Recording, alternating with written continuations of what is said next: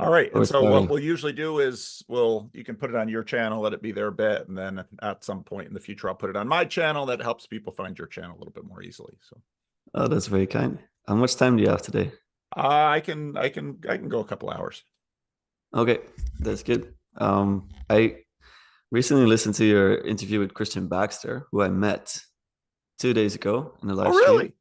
Yeah, I was about to sleep, and I follow him on Twitter because he followed me recently, and then I saw it pop up, and I just put my lamp on. I was like, let me say hi because I'd love to get to know Christian. So in preparation for this, I was like, let me just see who interviewed Paul.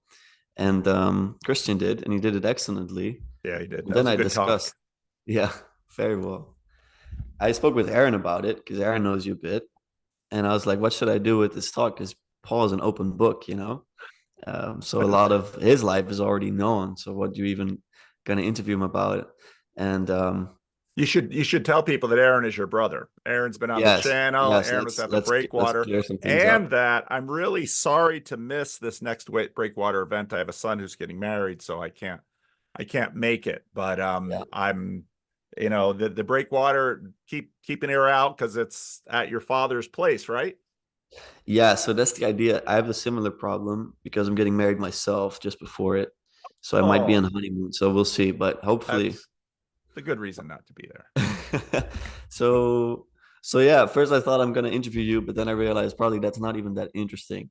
So I did write down some questions, but I'd like to just have a talk and see where it leads us. Okay. I will start with this. I I had a couple of bigger names on recently on my channel, and I saw what effect it had on people first, and then I saw for myself that it kind of made me want to one up it every time. And that was like a nasty spirit, you know? So now I'm Yeah. trying to ground myself. Yeah. And so the funny thing is, when I got into this corner, I never got into your videos. They just never popped up to me. I was just into the thinky talky, Peugeot, Vervaeke, and Peterson, of course. Yeah. But now more and more I see the value of your format. So I'm just gonna ask you for some wisdom on that. What is the reason that you are able to stay grounded and that you are able to continue to talk to so many randos and that you never got caught up in all the views, let's say. Yeah, that's I guess a question to That's start a with. great question. And you are exactly right in noticing that the analytics are tempting. And it's not a bad thing. I mean, I think about Chris Williamson, who has, he's built a big channel, he's made a career, it's his day job, and YouTube has invited and drawn many people into YouTube as a career. I am not interested in YouTube as a career. I already have a career. Um, I don't mind, there's a membership thing, and so I do derive a little bit of income from YouTube, and basically because of the situation my church is in, I haven't had a raise in years, so the YouTube is basically giving me the raise I've never had for a long time. So that's fine. But I also noticed I have on rare occasion gone out to sort of do a conversation with higher status people, and then you put it on the channel and you see the increase in your analytics and your views, and you think, oh, I can keep climbing this ladder. And again, the ladder is fine. There's really nothing wrong with the ladder, but you really have to ask yourself, what do you want? Because the truth is, I can go out and I can get a conversation with Tom Holland or Mary Harrington. I have more relationship with Jonathan Peugeot and John Vervaeke because they got in earlier.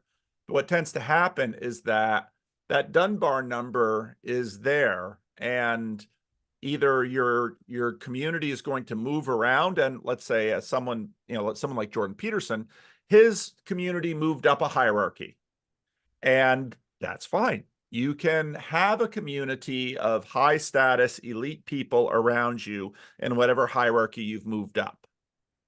But hierarchies bind and blind.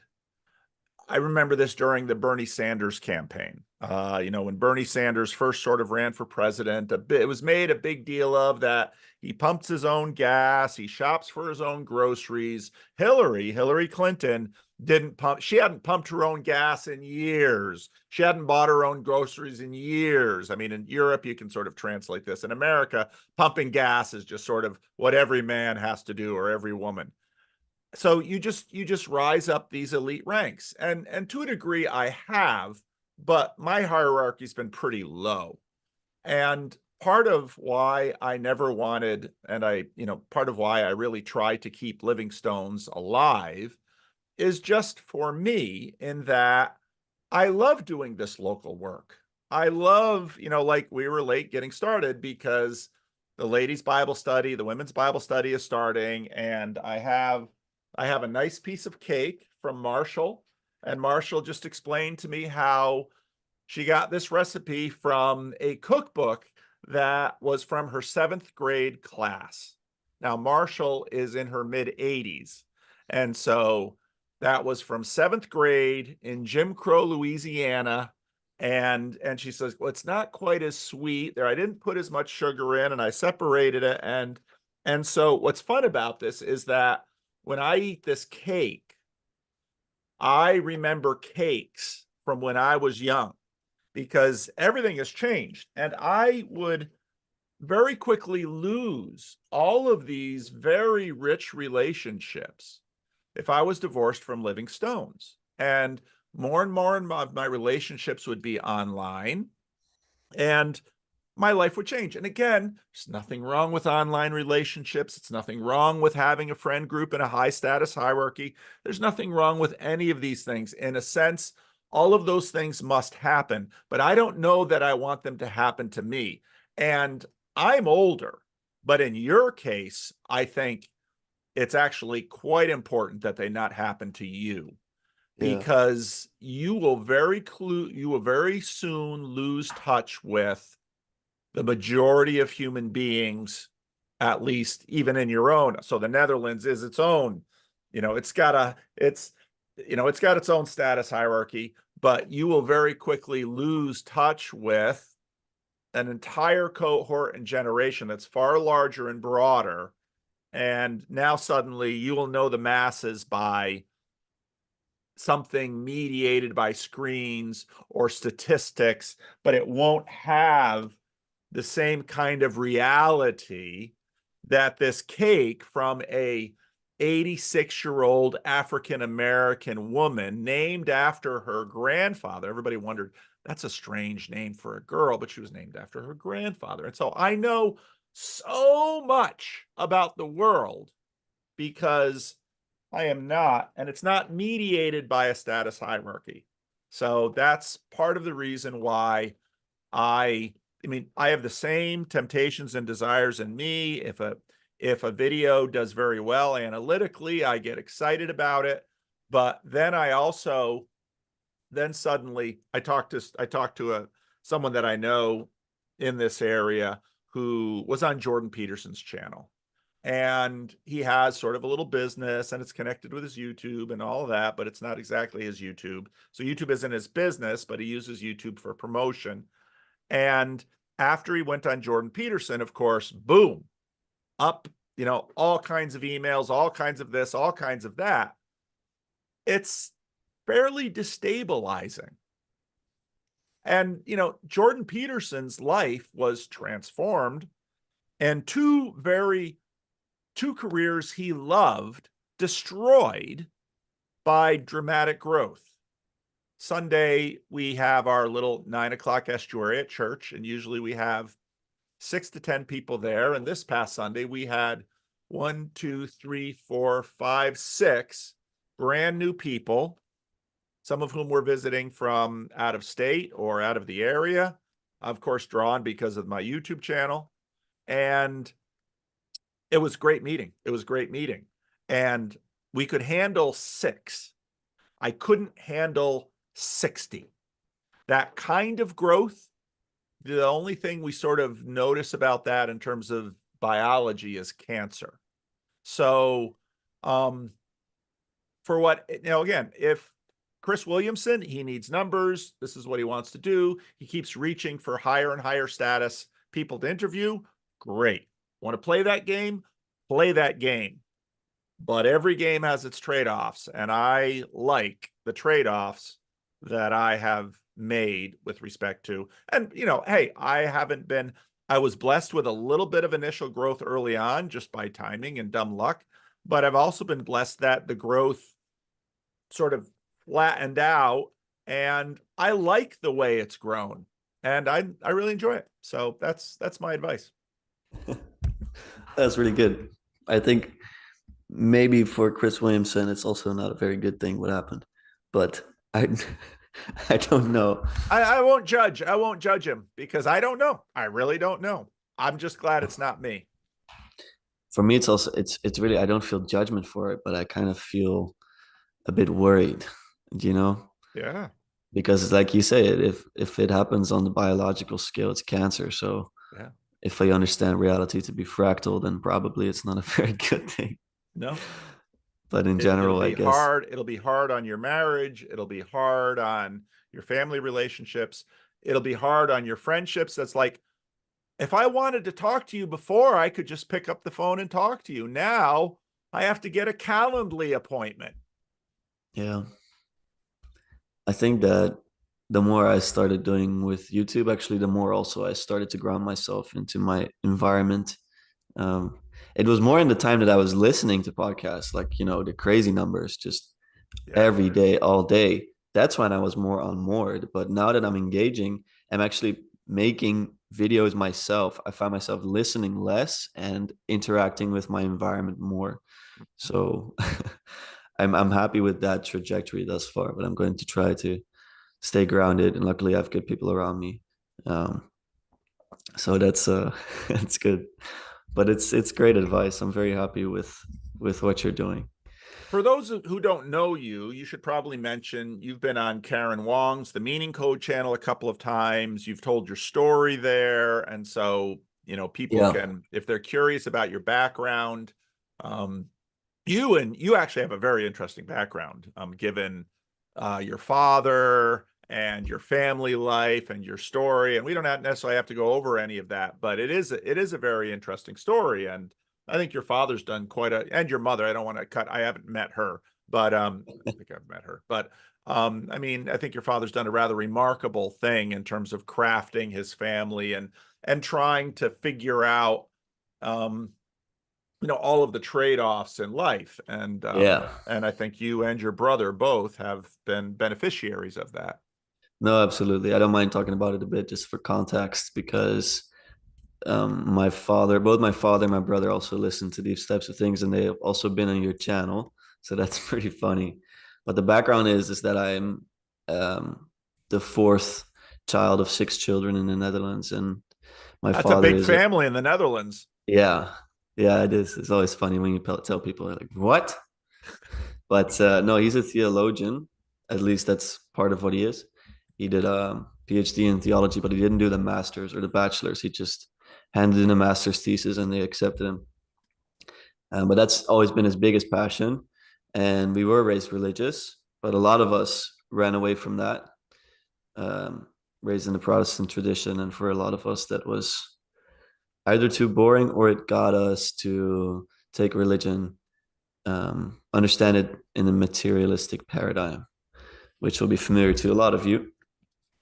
And I got to thank my brother mostly for getting out of that, Aaron, who some of you will be familiar with, because he started blabbering on about Peterson at some point, and I was just a bit. I always had an aversion to it because Aaron wouldn't shut up about it. So it was my initial idea, and then you started listening to him, and that really helped me in my life for sure.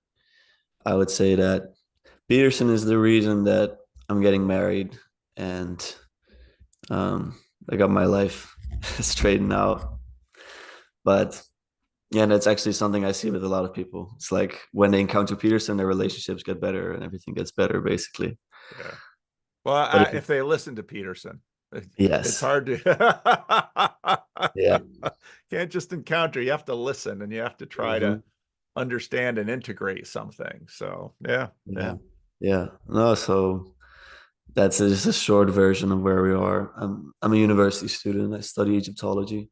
Um, about to finish that up, at least a bachelor's. I'm not sure if I will continue with it, but it's a great way to dive into some of the topics that my father had been occupied with.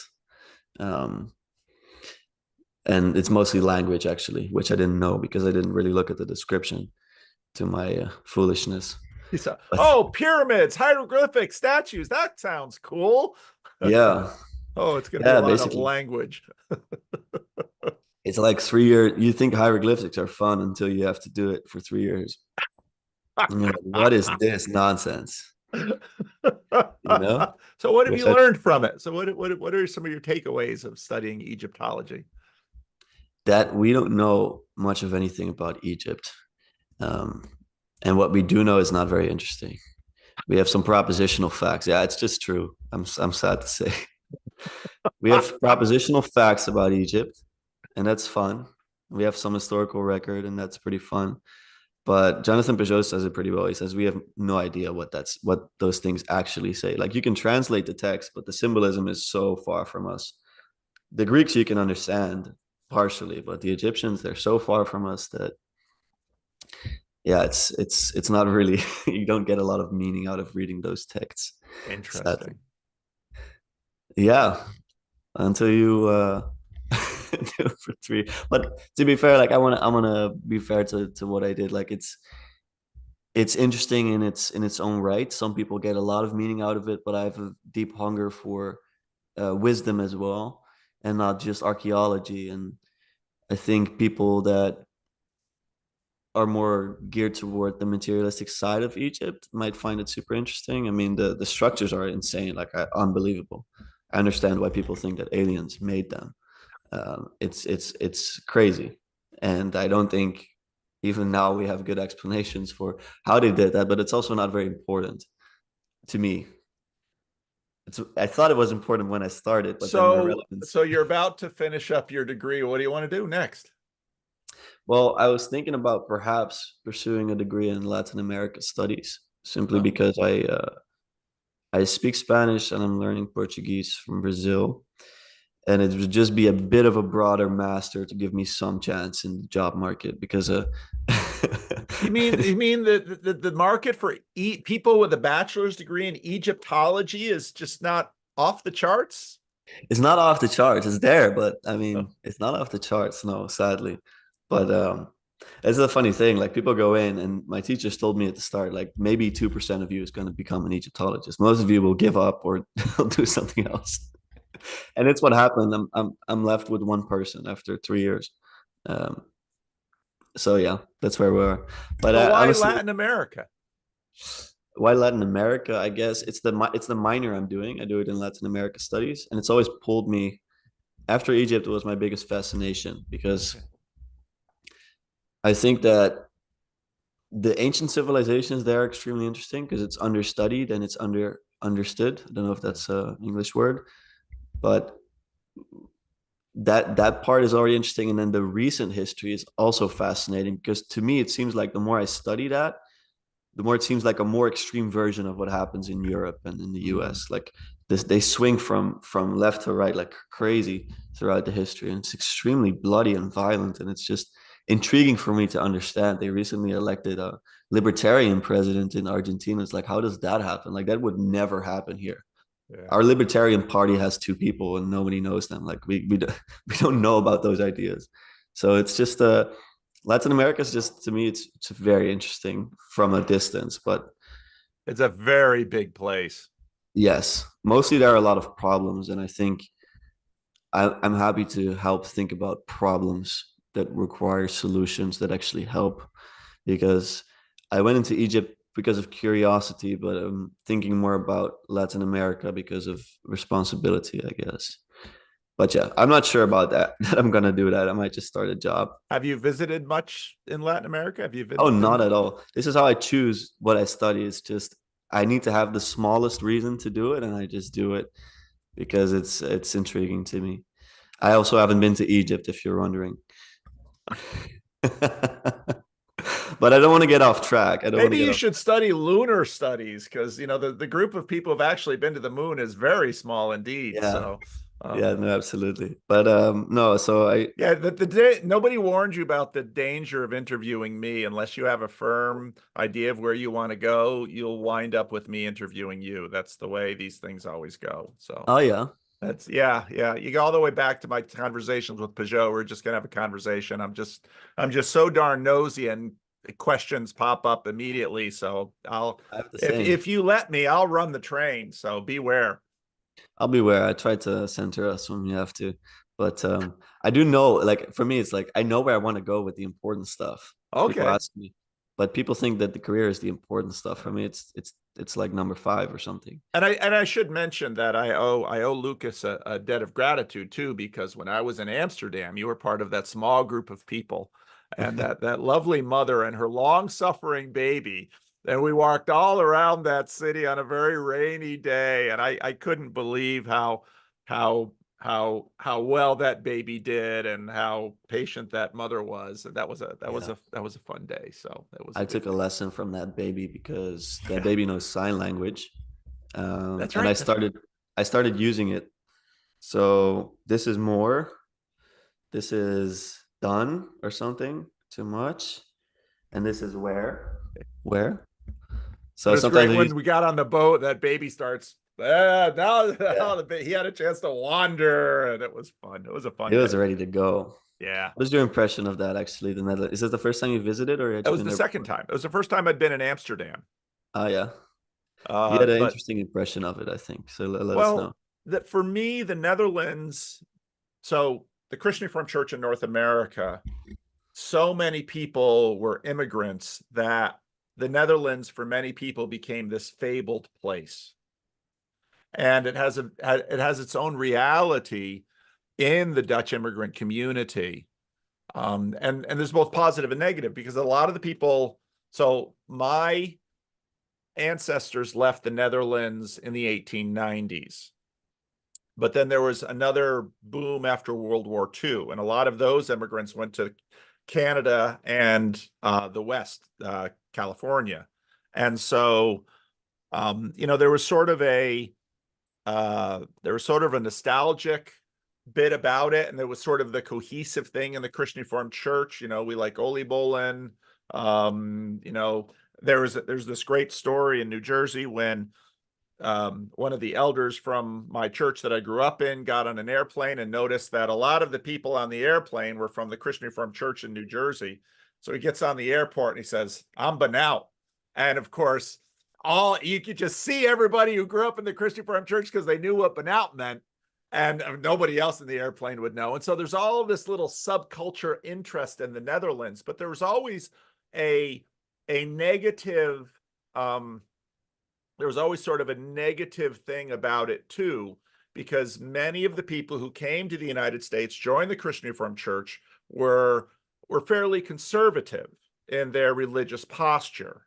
And the take on the Netherlands was, oh, after the Netherlands, it's the church is just not what it was, and it's not the same. And so you had all of this stuff. So for me, going to the Netherlands was fascinating. And of course, my first trip, I followed Job and John Van Donk, and we had to stop at every herring stand you could find in the country and eat raw fish. And Job just sort of shook his head. Job was a patient saint on that trip.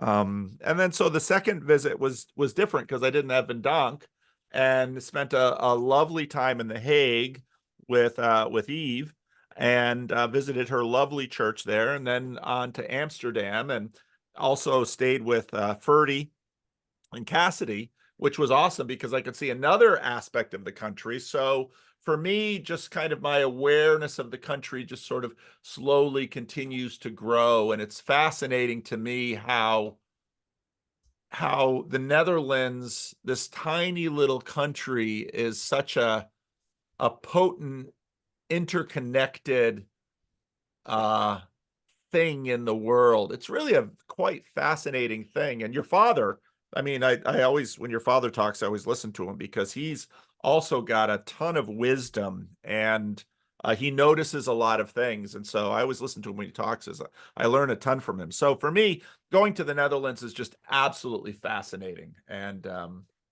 yeah, I'm not going to get a chance to go there next summer. I'm going to be in Italy for about a month. It'll be my first chance to go to Italy, and I'm really looking forward Oh, to really? that. So, That's awesome.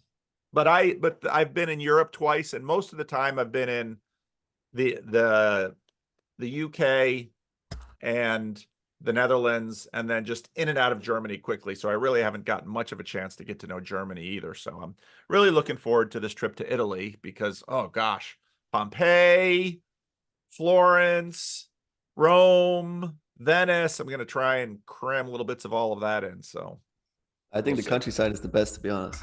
Yeah, well, That's I'll what be I go for. spending a week. So my my son, one of my sons decided he wanted to get married in Italy. I think his fiance decided that. So that resolved the wedding list dilemma that every wedding planner faces. Oh yeah. So we're gonna get married in some little villa in Tuscany. That's where they're gonna get married. So it'll be Oh, fun. that's lovely. Yeah, it'll I be love beautiful. Tuscany. Yeah. That's good. I've been following your little thing with Ben and Graham. Can you remind me? Dempsey. Dempsey, Yeah. yes. So I just watched that this morning to gear up for this, and I thought he had a beautiful story, romantic story too. And yeah, I'd like to get a bit of your feedback. What do you make of him, this movement? Um, to me, I feel like he is someone that is not satisfied with just returning to what there is right now. Yep. What do you think of that in your position? I think it's easier to go into a program that is set. So I think for many, returning to Orthodoxy or Catholicism or maybe the church that they grew up in, that's easier because to one degree or another, okay, well, here are the rules. Someone's going to tell me what to do.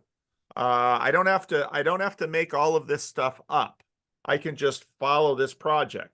And there's a real benefit to that.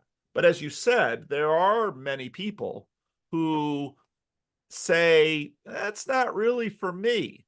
And, even for myself in that way, obviously with so many people going into Orthodoxy or Catholicism, people are like, well, Paul's gonna go Orthodox or Paul's gonna go Catholic. No, I don't think so. I want to stay in my own tribe, the Christian Reformed Church, but yeah, I also think that Dempsey is right in that things will continue to change.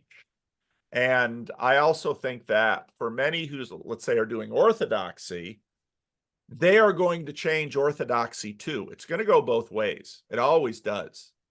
And I think it's easier to go to an established project because there's just I remember the first time I heard John Vervaeke talk about a religion that's not a religion. Now he's hence, really qualified all of that. So I'm not trying to start a new religion, the Silk Road. So now he's trying to connect various religious traditions and people and the nuns too. I get all that. But I remember when he first said it, I thought, you just don't have enough time in your life to build everything anew. And that's part of the issue that's going on in the whole gender liberation realm, where if you decide you're going to pioneer your own gender, well, there's your life. There is your whole life, because a gender is such a massive thing and it's connected to so many other things that you're not going to have time to study Egypt or Latin America or theology or something like that. All you'll be about is gender. So I hope you really like it, because there's your life. So it's just, with as foundational as religion is, I think it's just a highly practical move to find an established tradition that you can really love and be at home in and say, I'm going to devote myself to this. Because now suddenly there's, again, it's sort of like my wife and my wife in some ways, in a strange way, as the kids have gone out into the world, we've outgrown our home. And usually at this point, people are looking for a smaller home. We're looking for a bigger home because we want to have all of our children in it. So then it's like, well, do we remodel? What do we do? The what my wife and I recognize about ourselves is if we had to, let's say, build a house from scratch, you know, the number of decisions that go into that. What style of a house will it be? What foundation will it have? Are the walls going to be 2x4 or 2x6? What insulation are you going to use? And then to get into decor, there's just a million decisions to make. And so for us, we would rather go into different houses, look at them and say, yeah, we like this. Well, why do you like that? No, I just like it. And I don't want to spend the next 5 years making choices about it because someone with good taste and some wisdom, more wisdom than I've had enough chance to accumulate, has made good choices. So I'm going to live in that house. Is it going to be perfect? I might change some things. We might tweak this or that. We'll make it our own. But the million decisions that have gone on into that house, the combinatorial explosiveness of that house, I don't have to worry about. And so I think for most people, again, even though they're sort of called legacy religions, the more practical way is to actually look for a tradition that's close enough and then make it your own. And I think it's just wise. And so now Brendan wants to, now he's got a little space in northern Vermont. He's got a YouTube channel. Just recently he did a video on a catechism. And for me, again, it's like if I had to write my own catechism, oh gosh, it would take me years. I'd rather read the Heidelberg Catechism and maybe tweak it for context today, which is something that has been done for 500 years with this catechism, just about. So that's kind of the pragmatic approach that I take. That's good. The way I think about it myself is that Peterson had a talk with Jocko Willink, and he discussed this verse, um, and it was about doing things that don't rust or something like this, something along these lines. And he's like, you don't want to. Well, it was about wealth. He said, you don't want to store your wealth in money. You want to store your wealth in reputation or something like this. It would make this whole argument. But the thing that stuck out to me was that he said something along the lines of, you want to do actions, you want to act in a way that can be replicable on a larger scale, and that wouldn't do damage to other people, let's say. Yeah. And so I cannot see myself as the exception. That's one of the reasons why I steadfastly call myself a Christian, because I'm like I'm afraid of the alternative, because I can see it derail so hard if that scales. Like if I intellectually decide I'm better than this or something, and that leads to, on the lower scale in terms of people that don't really think or question, them to abandon, then I'm worried for those consequences. That's endless. That's Yeah, combinatorially I think that's explosive. true. I think there's real wisdom there. The thing is, I'm 22 and I'm an idiot, So if I'm already at the stage of propositional beliefs that a lot of 60-year-olds are at, then I don't know where I'm going to be at in 10 years, Maybe I'll. Yeah. I always wonder about that. You Like, don't know where you're going to be at in 10 years, no, which that's true. is okay. And that's why you really want to have, again, what you really want to have around you are trustworthy, wise people that Yeah. know you and care about you and love you, that you know and care about and love. And that's basically how human beings find their way and don't do stupid things. Yeah. Are you ever going to stop Everyone gonna stop what? YouTube? Talking? Your YouTube channel. Is it ever something you want to give up? Oh, there are days when I think I gotta stop this.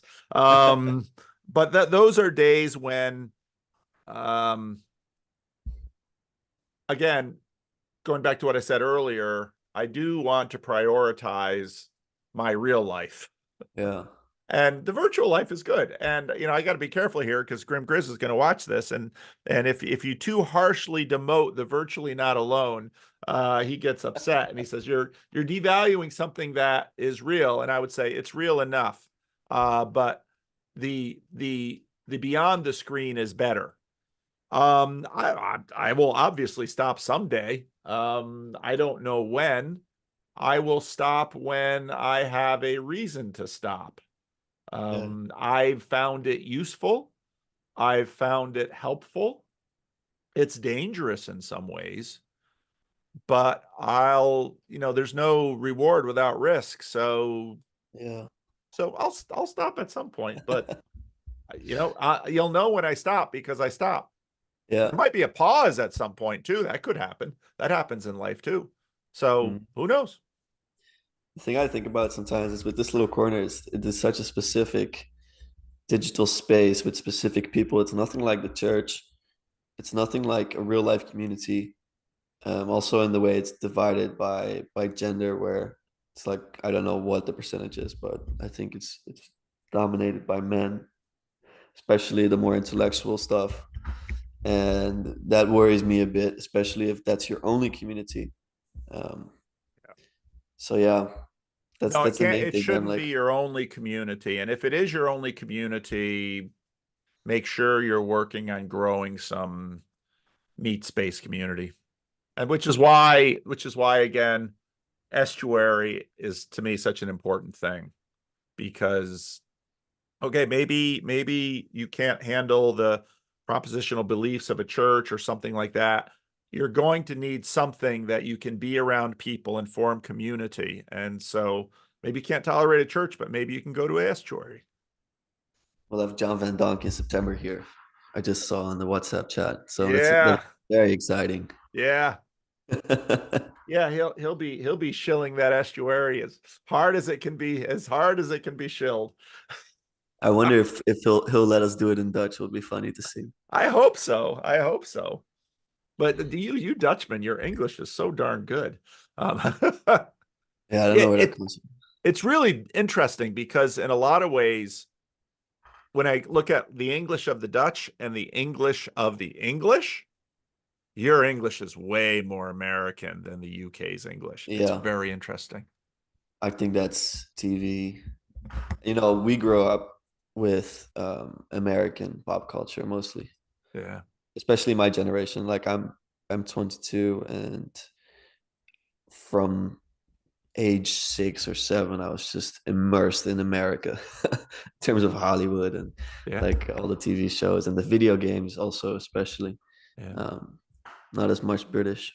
Yeah. Yeah. You Well, as because well. it's interesting because I mean, you've got a little bit of a Dutch accent. Just, you Yeah, catch a few words. Again, growing up, those people who came off the boat, as we used to say, I mean, they'd have a thick Dutch accent and and yeah, and then their children would mock them in terms of some of the funny. They were clearly speaking Dutch with English words, and every now and then the Dutch would pop through.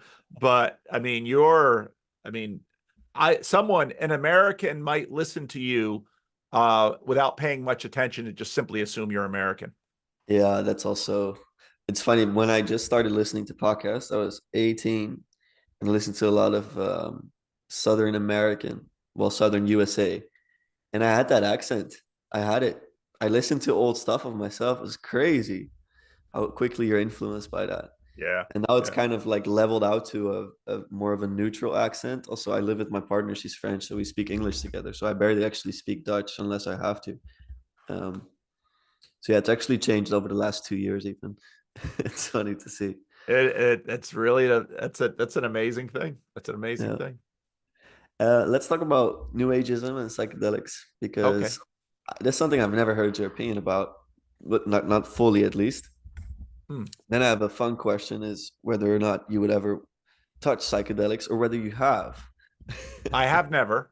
You have never? I don't Okay. really want to. You don't want to? Okay, I No, want I to hear more don't. about that. I don't. I don't drink alcohol, not because I'm a recovering alcoholic, but I don't like the taste of it. And I I don't smoke. And I mostly avoid caffeine unless I have to drive somewhere and I have to stay awake, and then I'll drink Oh, caffeine if I know I have to stay awake. But other than that, I avoid caffeine. And maybe I'm just sort of a self-control freak. I don't like feeling not in control of my consciousness or my body. And so for me, the idea of doing a drug that sort of wrenches control of myself from my conscious mind. Now, one might say, well, what about religion? Well, I trust Christianity. I trust Christian worship. I trust Christian prayer. I trust these things. And so I do get out of myself in those ways. But psilocybin, LSD, these kind of things, I look at it and think, I no, thank you. I don't want to have that trip. I'm not at all interested in going there. do you fear death?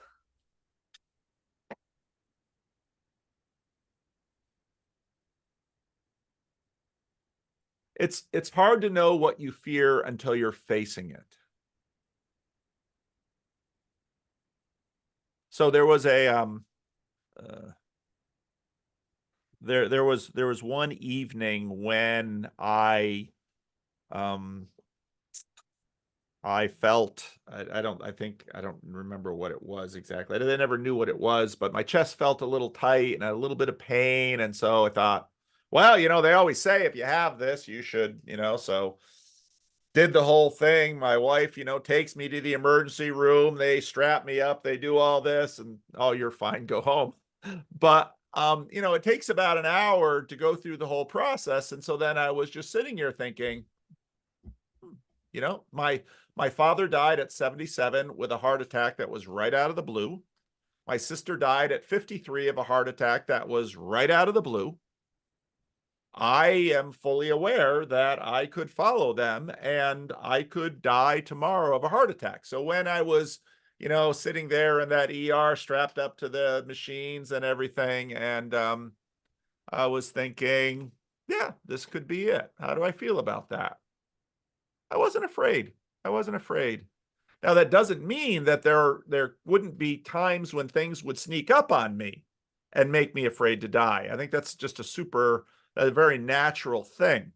And I remember there was another time when I was a missionary in the Dominican Republic, and we were flying down to the Dominican Republic, and at that point I had one child. So it was my wife and myself and that one child, and we were taking off from Miami and we're flying to Santo Domingo. And we get up in the air, and we're in the air about 15, 20 minutes, and suddenly smoke starts filling the cabin of the airplane. And this airplane was full of Dominicans, and a good number of people lost their shit. And it was, and you could tell that, the flight attendants were running around with worried looks on their faces, and very quickly the plane, I mean, most of the time they try to drive those planes, like it's very, very easy. John Van Dock could tell you a story about that with respect to buses.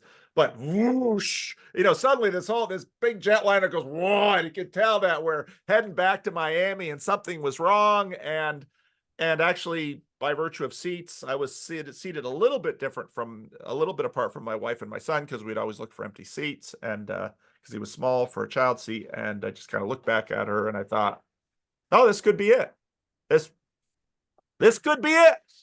And it wasn't really a sense of panic, but and this for me is part of the reason why I advocate long-term, from childhood, if possible, religious belief and commitment. That yeah, none of us know how we're going to react in any given new situation, but if you've been brought up on the Heidelberg Catechism, on the first question and answer, that I belong body and soul and in life and in death to my faithful Savior Jesus Christ, I mean, there's a level of that gets into you, so that when you get into a situation, you can say, all right, I belong body and soul in life and in death to my faithful Savior Jesus Christ, was fully paid for all my sin with his precious blood. And, and again, to have some of this stuff committed to memory, it's like, okay, I might die right now. How do I feel about that? And you say, well, It's not necessarily, the timing is not necessarily of my own choosing, but I believe I will be with the Lord, and I believe he will do what's right. And I believe I have been saved by his son, Jesus Christ. So on to the next thing. And where did you get that? where'd I get what? I didn't get that belief when I was a kid. Well, I don't think I had it when I was a kid. Well, part of the thing is that at this point you're 22, and we think we know what we think, but we don't really. No. And as you age and you get into your 40s, and somebody from your high school class dies. You get into your 50s and a couple more people from your high school class die, and you think, oh. And then your Kind of high father school dies. class. Yeah. And then suddenly you begin to realize, oh, I'm not exceptional. I'm, with my father, it was funny because he thought he had to write something for something that he was doing once. And that how long do you think you'll live? Well, he thought his father lived to 90, so he thought he'd live to 90. That's basically what he said. So, when he died at 77, he died so fast, I don't know that he even had a minute to think about it. I don't know, but we all thought about it when he died at 77. And as I was talking to my mother last night, and I was saying, yeah, 77 is sounding younger and younger all the time. Almost everybody in the room over there is over 77. And my mother, not my wife, my mother's now 85. And so, and I think about, okay, 20 years from now, if I live, I'll be 80. I don't feel old. I'm healthy, got energy, could stand to lose a few pounds. Blood pressure's a little high, but I'd probably come off with the weight. Odds are, I saw my father and my grandfather, when they got about my age, they tended to slim down. I'll probably lose this weight at some point. But 20 years ago, I was 40. I don't feel a lot different than when I was 40. But I know that when I'm 80, things will be different when Yeah. I'm 80. Yeah. So it comes. It comes. Okay. Life is short. What's your personality like? Did you ever do the Peterson test? Yeah. I can pull it up. Let's pull it up. All right. I I always did. love this. People I get to know, I want to know their personalities.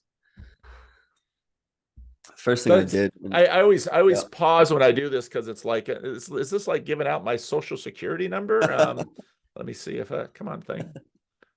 And why doesn't that want to start? Hang on. Computer is not cooperating.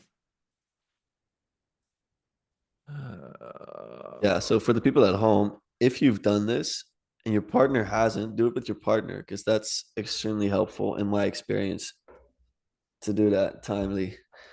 I think that it's going to be helpful for your conflicts, especially because you'll know where they arise from. You got it? Understand myself, Big There Five. we Yeah, I go. took this a few years ago when Peterson, made it out there, and I thought, oh, I want to take this.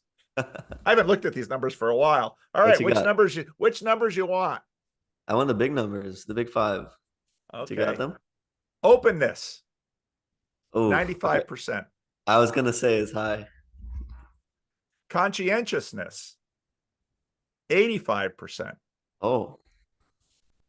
Extroversion, 94%.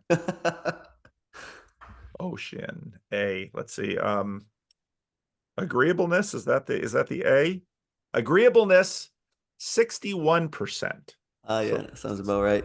so I'm fairly agreeable, but if you push me in a certain way, I can get disagreeable. I've got Yeah. that capacity. And then neuroticism, 1%. Wow. That's So, crazy. so I've got a few 1% on this. So I've got a bunch that are over 90 and some that are 1. So it breaks it down not just into 5. So agreeableness, 61%. Compassion, 72%. I'm a pretty compassionate guy. And again, I don't think anybody who's watched a lot of my videos, probably nothing here will surprise them. Politeness, 45%. Oh. I'm not really very polite. I can do polite, but that number wouldn't surprise people who know me fairly well, because there are times that I'm just not willing to be polite in a situation, and Judgment by that's not heart. often valued by certain people. Yeah. Conscientiousness, 85%. Industriousness, given the number of videos I put out, 93%. So That's funny. I like to do stuff. Yeah. Orderliness, this number might be high given the shape of my office. 60%. Oh, yeah. So not real orderly. Extroversion, 94%. Enthusiasm, this won't surprise anyone, 89%. I'm pretty enthusiastic. Let's see. Extroversion, 94%. Assertiveness, 92%. I can be pretty assertive. Yeah, I can see that. Neuroticism, 1%. Withdrawal, 1%. I don't like giving up on people, and that drives people crazy on YouTube because people want me to write off their enemies, and it's like, Not gonna do that. probably not going to write them off. Volatility, 3%. I'm pretty doggone stable. I love routines. I ate the same thing for lunch every day growing up in grade school. And my mother she'd make my lunch and she'd be like, "Do you want anything different?" No, I just give me the same thing and make it the same way. And the same with the house. I don't want to think about what I ate for lunch. I'll just eat that. And then I can move on with other things that are more interesting than lunch. Openness to experience, 98%, except psychedelics, apparently. Yeah, that's surprising then. Yeah. Intellect, 97%, openness, 95%. So, yep, those are my numbers. It's good numbers. I like them.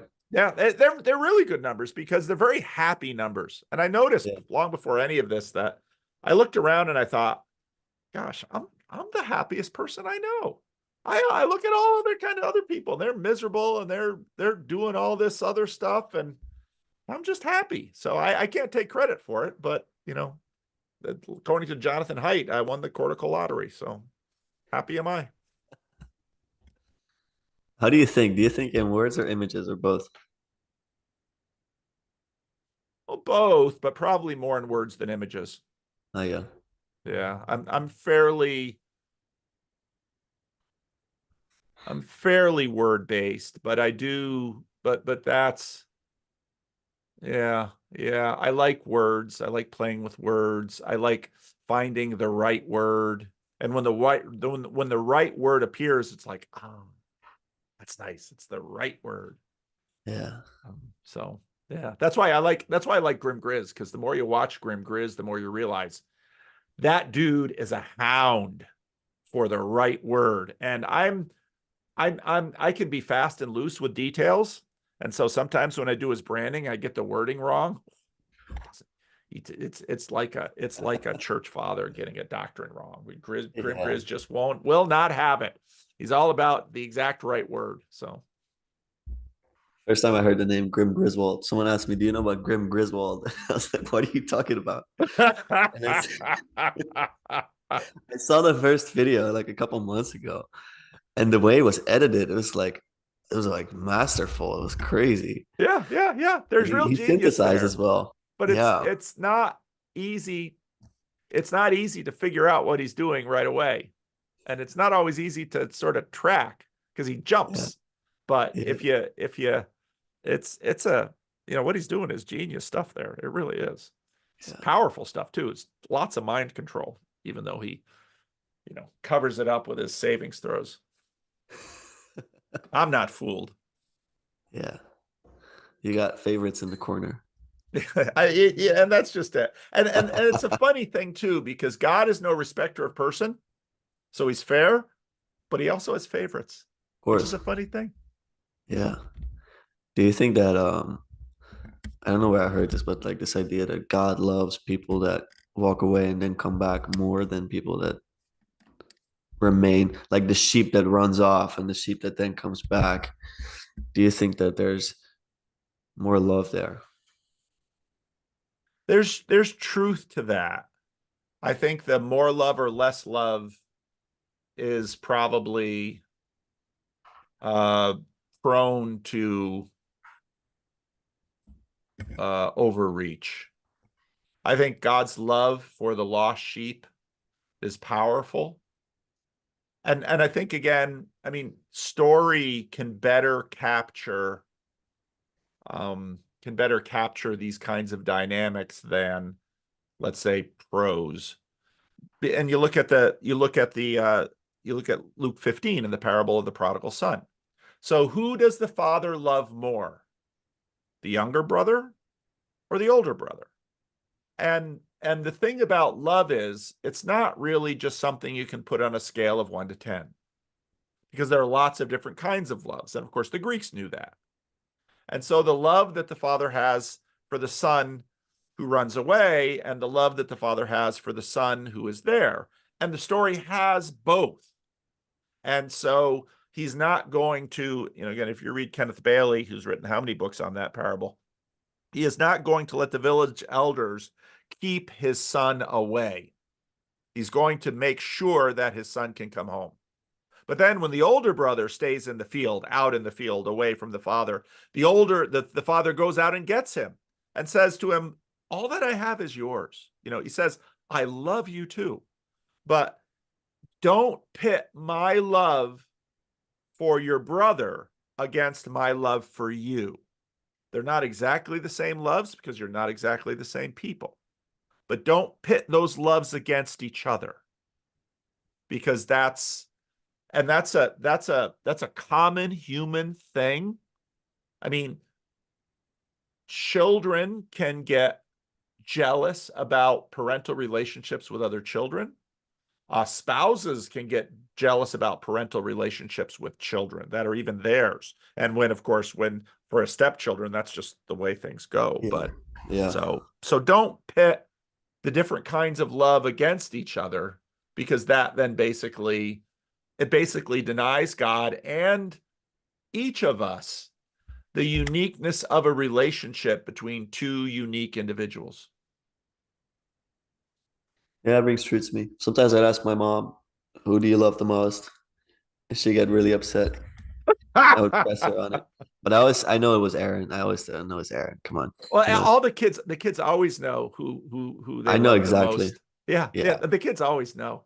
And But it's it's like, funny because now that I have 5 kids, and I don't know if my kids would say who I love the most. I think they'd have a hard time figuring that out, to my credit.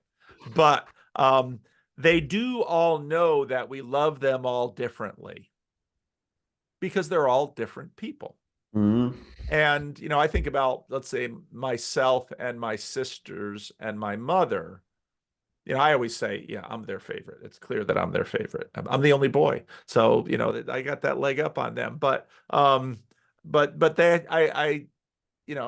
think my parents loved us all differently because we're different people. Yeah. And there are certain things that we delight in. There are different things that we delight in with each of our children.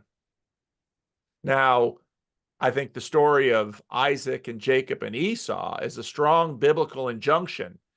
Yeah, you're going to have fondness for one or the other, for this thing or that thing, but you had better really you'd better really watch that and not let that get out of control, because with Jacob and Esau, got out of control in that family. Okay. That works. I like the idea of differently, but not more. That would please my parents. I got an out now. I'm sure they will validate exactly what I said Yes. or improve upon it. Yeah.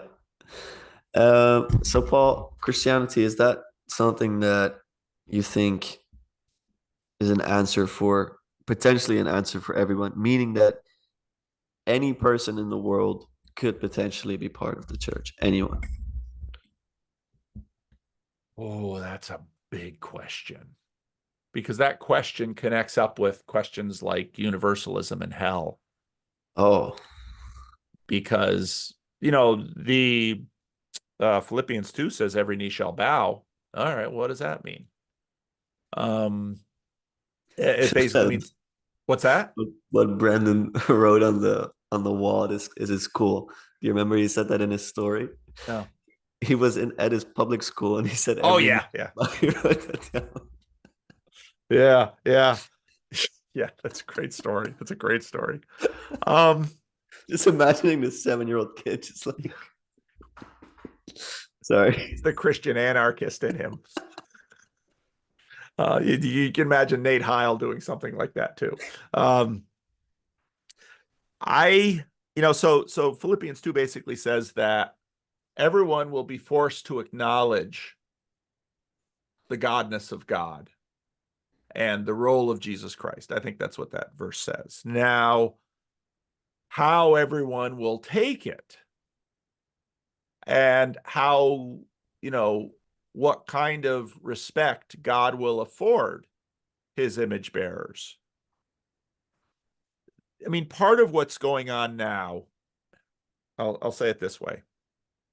There's never been a time since the day of Pentecost that everyone who has pledged allegiance to Jesus has been on the same page about a whole number of things.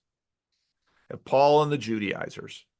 You got everything going on in the Corinthian church. And our window into that first century church, I mean, we know so very little about that reality. I'm glad we know what we know, but we don't know a lot. But we do know they were by no means all on the same page. And we don't know the degree to which, let's say, Paul and James the Just were not on the same page. I mean, that's a huge topic of biblical scholarship to just figure out just how broad was that group and what was the deal with the Jewish portion of the church in Galilee and Judea. And then what was it like in Samaria? And then you just go on from there. And you go through all of church history and find fights and quarrels and disagreements and on and on and on. And then you have to ask questions about, well, the other Abrahamic religions that, and not just Islam and Judaism, but LDS, Jehovah's Witnesses, on and on and on and on and on.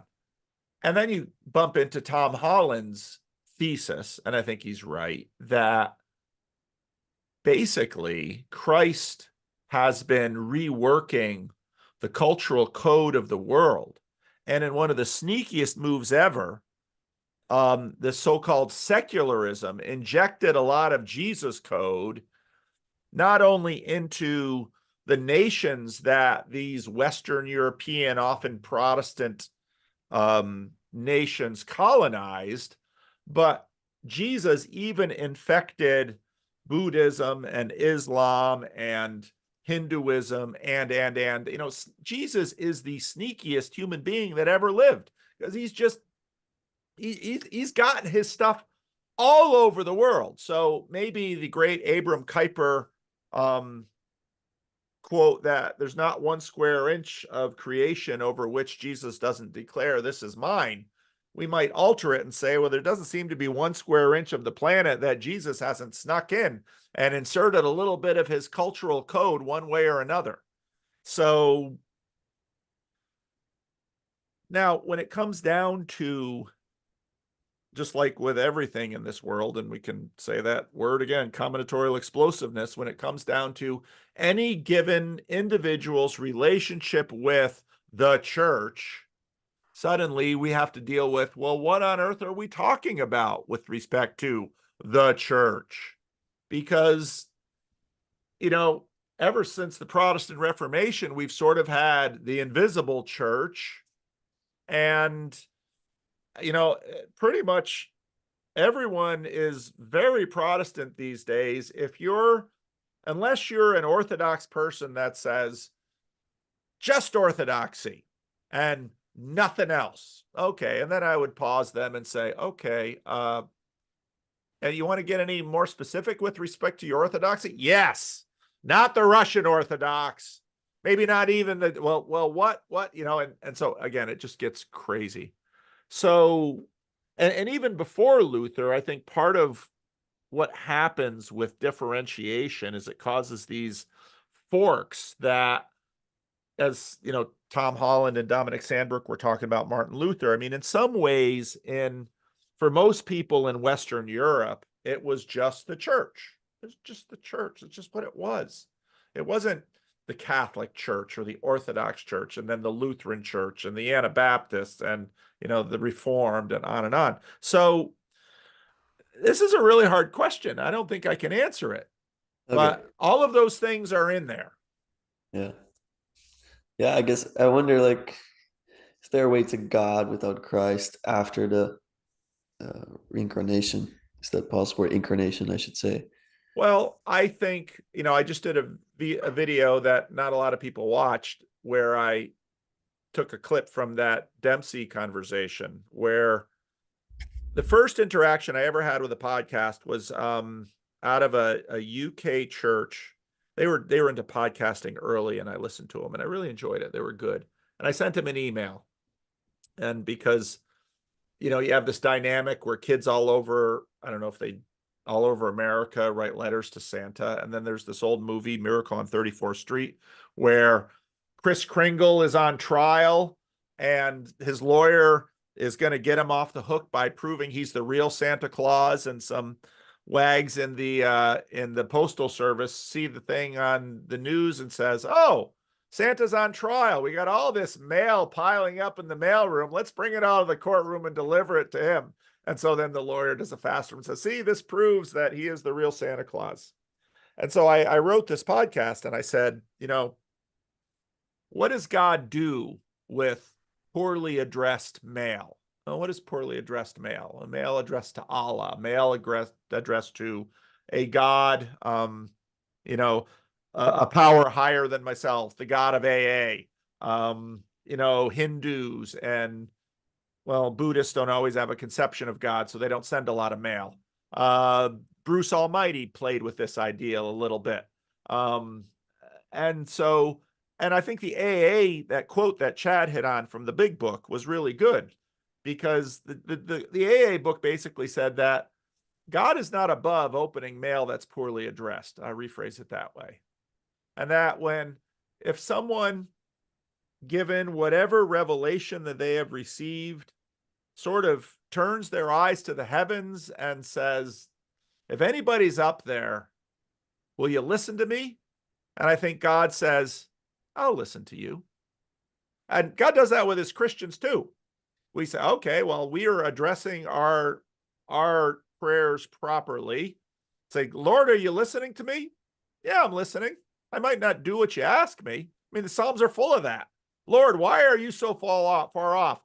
We here with your covenant have the address properly. We even have a place to bring the mail called the temple. I mean, we've got it dialed in more than anyone else. So why are you so far off? Why do you let the pagans rule the world and your chosen people live in obscurity and exile? Why? God says, I open all that mail and I do with it what I choose. That's what really bothers us.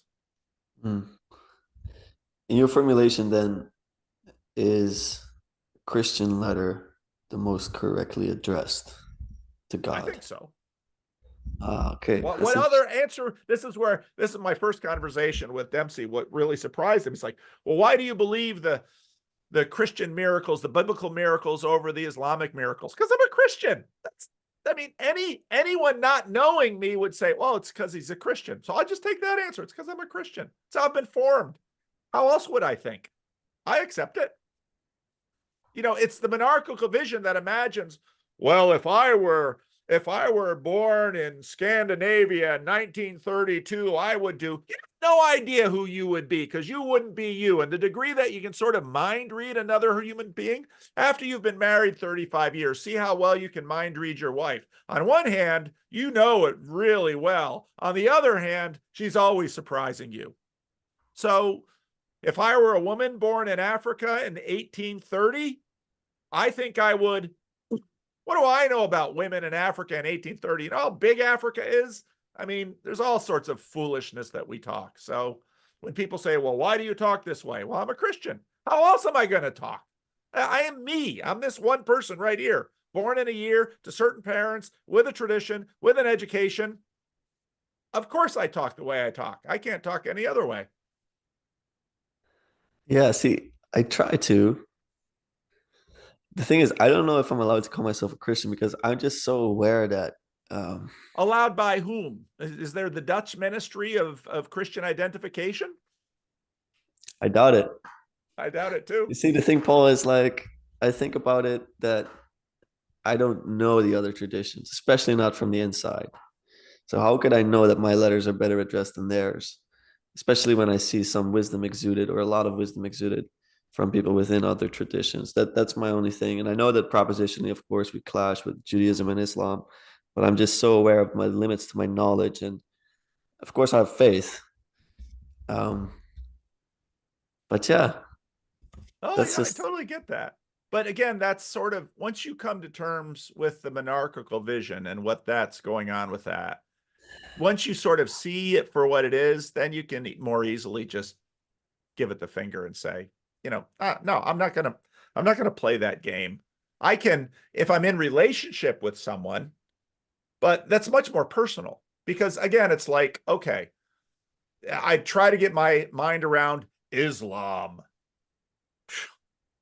I part of what's happened now with the Orthodox among us, I'm trying to get my mind around Christianity because you got all these strange Orthodox people and their beards are long and they're wearing these black robes and they're walking around with big crosses. And it's like, what's up with them?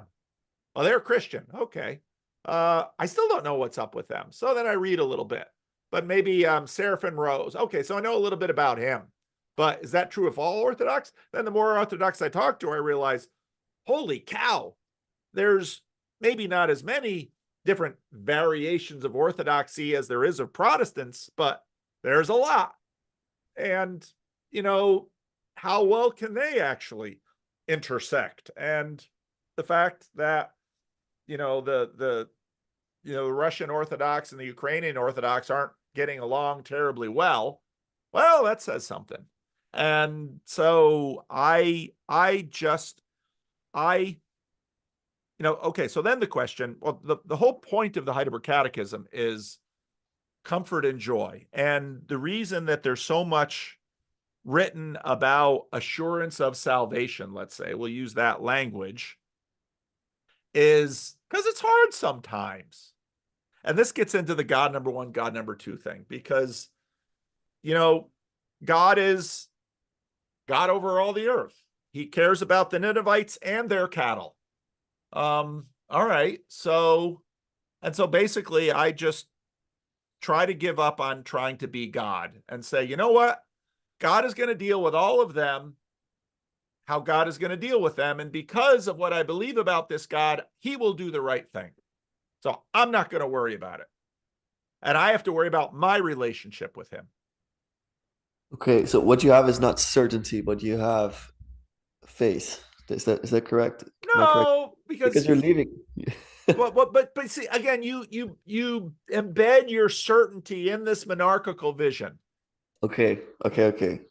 that somehow, and this is what science does. And so I just did this thing on Radio Labs because in 30 years ago when it came to same-sex attracted people, well, they were born that way. Science says so. And now it's not the Christians running around saying, we're not sure about it. It's the trans and the queers and everyone. They're saying, no, it's not that we're born this way. We're free to explore the frontier of gender however we wish. Oh, okay. I wouldn't recommend it, but if that's what you're doing, yeah, send back reports. I'm a little curious about what you're going to find. So, it is in some ways a sort of skepticism, but it isn't skepticism saying this can't be known. That's sort of a monarchical vision skepticism. It's a personal skepticism that says, I will never know what it's like to be an African woman born in 1830. I see. I'll never That's know it. it. That's it. That's it. Did you watch After Socrates by I Vervaeke? watched a few of them. Did you do some of the practices at all? No, Have you ever done a Vervaeke practice? Not Vervaeke, but what he popularizes. Well, I did. So in my younger years, so the let me see how to let me back Keep up the talking. I'm train. getting a lamp, so I will hear you. Okay, I'm gonna back up the train here. Um, a lot of the things going on right now out there in the broader world were played with um were played with in Christianity earlier. So the seeker movement was very modernistic, American, suburban, and part of the pushback on that was the Renovare movement or the spiritual discipline movement led by someone like Dallas Willard. Dallas Willard was a professor of uh, philosophy at University of Southern California. He did his doctoral thesis on Husserl, so he's a phenomenologist. So in a lot of ways, and I figured this out very early on in the whole Peterson thing, a lot of ways, a version of this that was growing in American evangelicalism was led by Dallas Willard, who, oh, look at that, the phenomenologists over here and the phenomenologists in the Peterson-Peugeot pipeline. Isn't that interesting? And what happened with this whole Christian formation thing was, again, Protestants start playing around with meditation, a bunch of these things that are basically very similar to what Vervaeke is doing. And so even there was a Christian Reformed minister named Don Postma, taught at U of M, went to the Ann Arbor church. Um, I have, oh yeah, here it is right here. So this is, let's see, so here's the book, Space for God. There we go. A Study and Practice of Prayer and Spirituality by Don Postma. And this was Bible Way. Bible Way, I believe, is part of the Christian Reformed publication. So the Christian Reformed Church put this out. And let me see the 1983 Board of Publications, Christian Reformed Church. Yep. And it's, it's you've got meditation practices, you've got poetry. Someone today would look at this and say, "Oh, this is very of the corner." This is 1983 in the Christian Reformed Church where, Christian Reformed ministers are playing with art and, are those Dutch boats? I bet you they are. Van Gogh, yeah, there it is. And they're playing with this stuff and it's a big format and, we're meditating and, you know, there's nothing new under the sun. So Okay. if you're old enough, this stuff starts. I remember when I first got to this church, there was a retired pastor that was here, and I was all excited about this or that. And he'd look at me and say, "Yeah," and then mention off some things in the 70s that happened and said, "Yeah, I played with those things in the 70s." And it's just like, stuff comes around. Now, if you're in your 20s, it's new to you. But if you're in your 60s, it's like, it's different, but it's kind of like this because there are a lot of these perennial things that don't really go away, and every generation has to discover them, and they'll have new twists. So if I understand you correctly, by the way you're speaking about it, you're saying that the practices that John Vervaeke is trying to popularize have come before and they did not bear enough fruit to stick. Is No, that I what wouldn't you're saying? say that. Okay. I'd say it's similar to your church question.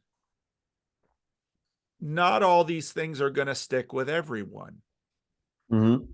So there's going to be some people that go into a monastery and do Lectio Divina and do meditation and do this. There's going to be other people that go out into the world and become soldiers or lawyers or teachers or Yeah. parents and so what happens, and this is why religions are massive things, is that massive differentiation happens over time. And Don Postma has this book on spirituality, but he's not over there in my section on biblical studies. And as a pastor, you kind of have to often, because churches tend to be geographical, because we tend to take time and space, you're going to have some people in your church who are prayer warriors. Then you're going to have other people in your church that are doers. You're going to have other people that are, and then you get into the whole spiritual gifts thing. So there's a panoply of things out there in the world, but you're going to find a lot of differentiation.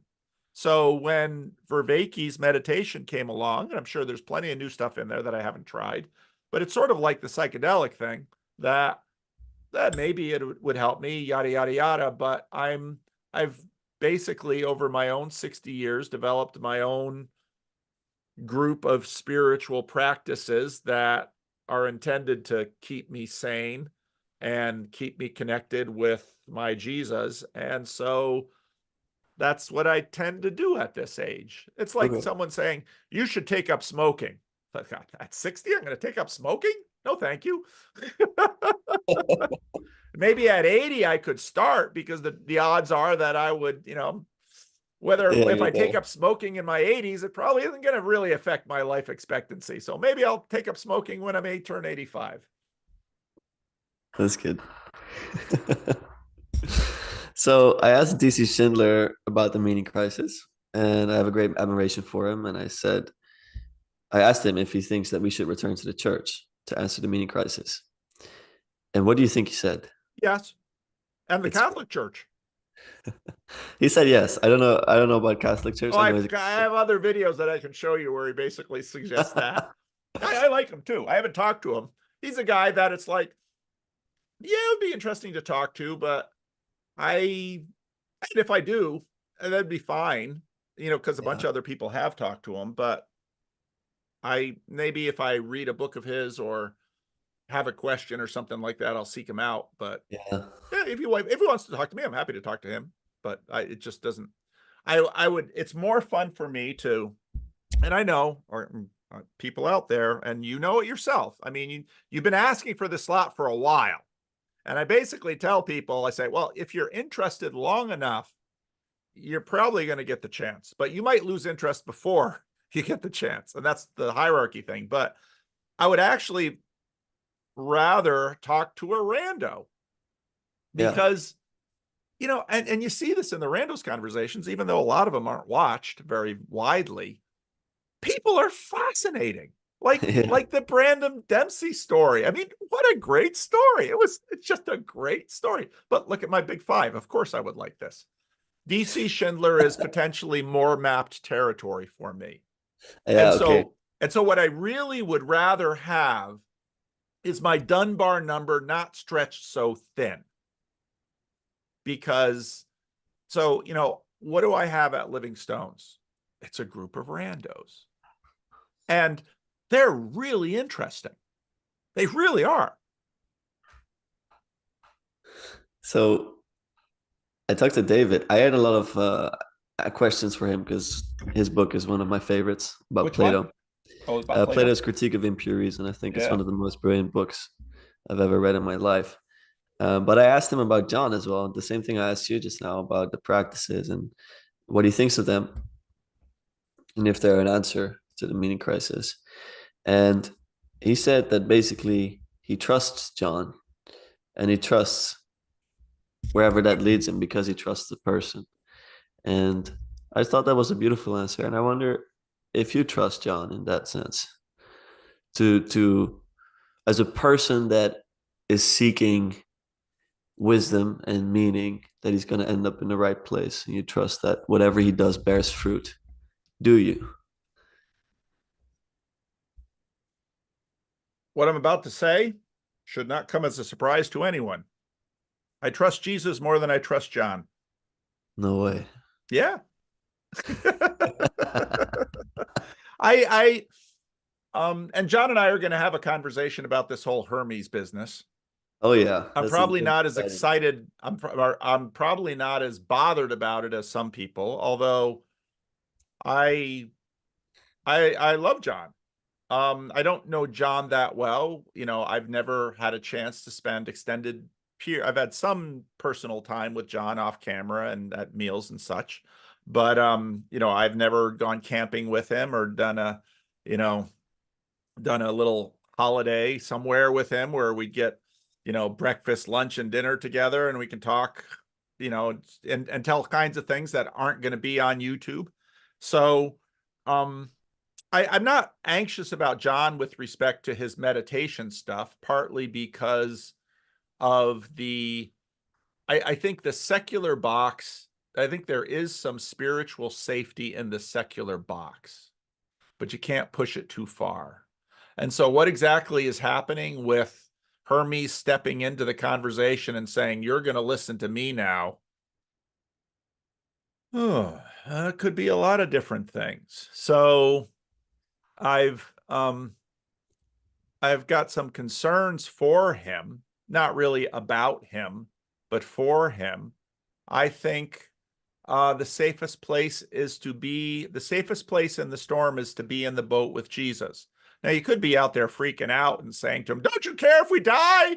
But the safest place is to be in the boat with Jesus. And so, as much as possible, I recommend to my friends that they get in the boat with Jesus.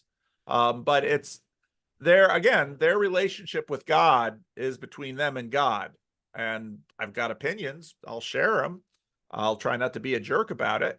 But I think I think similar things about Jordan Peterson. I think God is working through John's life, and God is working through John's project. And the reason I believe that is I see good fruit from John's project. And so I do trust John. I do trust John a lot. But I also know, let's say Jonathan Peugeot. Jonathan Peugeot is in the boat with Jesus, but there are also dangers in Jonathan Peugeot's project too. So such as fame. Fame is always a danger. I'm glad Jonathan Peugeot doesn't have 7 million YouTube subscribers. That's destabilizing. It's He's got a lot though. destabilizing. What's that?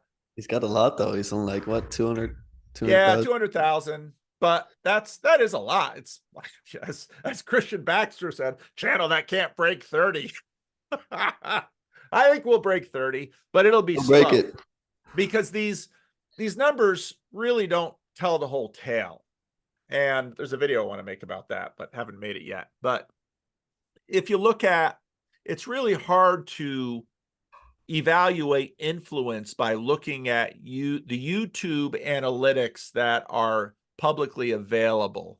It's hard to tell because you don't know how long people are watching a given video, and you don't know how much the stuff in that video is actually landing in people. And again, for me, that's part of why I prefer my corner to be little, because okay, I make these videos and I send them out there. What are they doing in people? And if I can actually build a relationship and talk to them, I can begin to discover what they're doing in people at a higher resolution level. So I trust John and I like John, but the Hermes thing, that's I'm nervous. Maybe after I talk to him, I'll feel settled down about it. I don't know. But I care for John, and because I care for John, but there are dangers inside and outside the boat. I just prefer my people in the boat with Jesus, and Jesus can, oh, you have little faith. How long do I have to deal with your faithlessness? That's not fun to hear. But I prefer my friends in the boat if they can stomach it. But that's between them and Jesus. Jesus tells the Gadarene demoniac, I healed you, you stay here and talk to people. Jesus, some people Jesus calls and they say no. Some people Jesus calls and they say yes. Some people Jesus commands and says, well, you go do this work over here. You'll never be part of my chosen 12 or my 72, but you go do that work. They're obeying God. So I'm not judge of them, and I'm not going to start, because when I start being judge of them, I'm in trouble. It's so funny. I believe in the Bible. Well, how about that? Judge not, lest you be not judged, because by the measure you use for others, it will be used on you. You want to take that verse seriously? It's tough, but you still have to use discernment. So, you got some opponent processing there, but Do you believe that other gods exist? oh yeah, How Zeus so? exists. It's a What is it's a Zeus? more What is interesting Zeus? question. What are these gods? Yes. Can you answer that? Hermes exists. What showed up for John? I don't know. This is so ancient gods. Have you read American Gods? That book by Gaiman, I think it was. It's an I interesting don't think book. so. It's a No. very interesting book.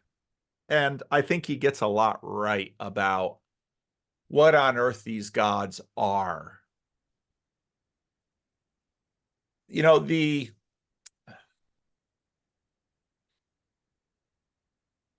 so the gods, you know how Marys show up all over Latin America. You're interested in Latin America. There's Yes. La Yes, Virgen yes, de yes. Guadalupe, there's La Virgen Absolutely. de Altagracia in the Dominican Republic, there's La Virgen de this, La Virgen de that. You got the Virgin showing up all over the Uh-huh. place.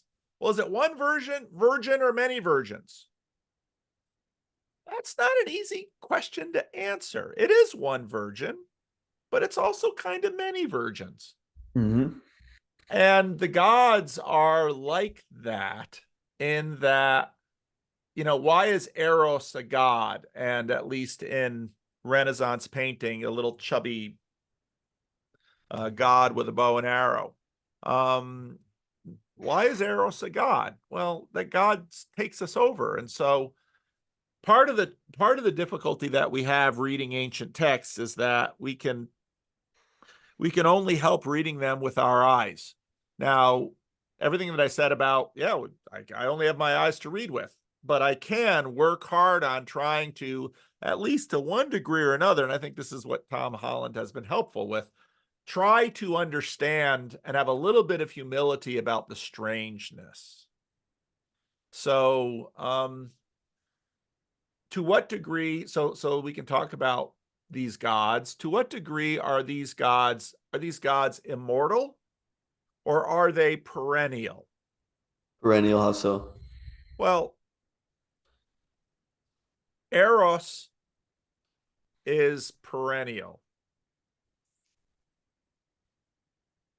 but what version of these gods were the Greeks talking about? Mm. Because we could say communism is a god. Yeah. Is communism a god? Kind of. Now we don't use that, we don't frame it that way, but well, there's a hammer and sickle, and there's everybody paying attention to it. There are instantiations. Is democracy a god? Now, in the 19th century, you know, in American coinage, all the way up until the Second World War, I mean, Mercury was on a dime. There he was, Hermes, on a little dime with his winged cap on American dimes until Roosevelt. Is Roosevelt a god? I have this great illustration that I use in my sermon sometime about a story during the Trump presidency when Trump was visiting India. And this dude set up a life-size statue of Donald Trump, put wreaths of flowers on him, was burning incense to him, and was praying to him. He had a Trump t-shirt on. And they understand what gods are in India. Yeah. So Trump is a god. And, again, if you read ancient literature, it makes perfect sense. Uh-huh. Now it gets a little interesting because of the historicity that we've worked with respect to these things. And so we say, oh, Zeus isn't real. But of course, Peugeot had the temerity to say, no, Zeus is real. So is Santa Claus. And I'm halfway through the Daniel Dennett, Jordan Peterson conversation. And Yeah. again, you start hearing this stuff. I did a little bit this with Brendan Dempsey in my first conversation. You start hearing the way Daniel Dennett talks, and it's like, you know, yeah, those are patterns, but they're not real. It's like, patterns aren't real? Tell me how real, yeah, how unreal patterns are.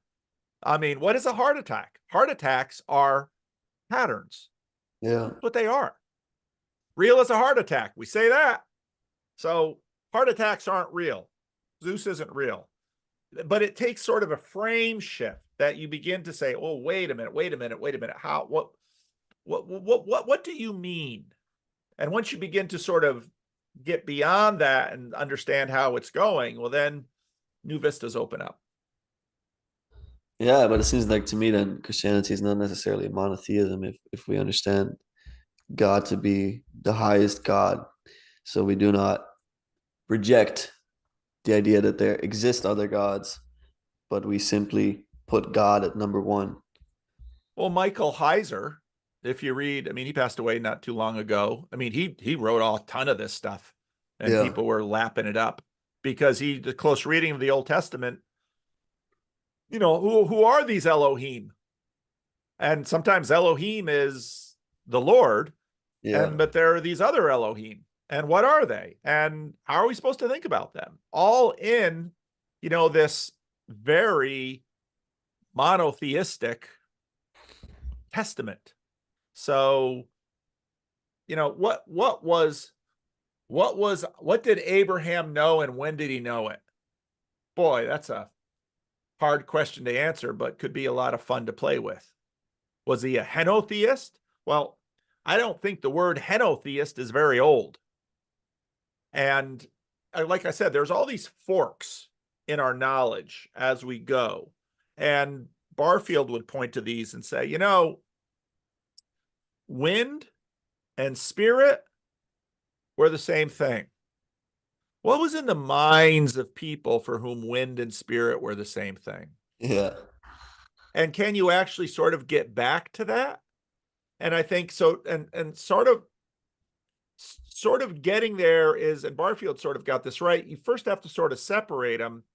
And once you separate them, then you can sort of understand the mapping, but they're still not exactly the same.